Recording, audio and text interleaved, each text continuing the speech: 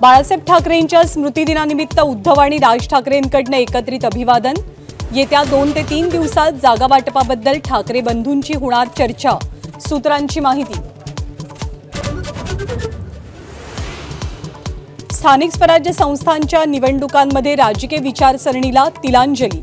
कणकवली आणि चाकणमध्ये ठाकरे आणि शिंदेंची हातमिळवणी, तर बारामतीमध्ये पुन्हा पवार विरुद्ध पवार संघर्ष।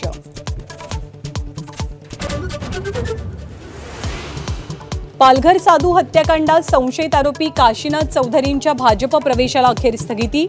विरोधकांकडून टीकेचा भडीमार, भाजपनंच केले होते काशीनाथ चौधरींवरती आरोप।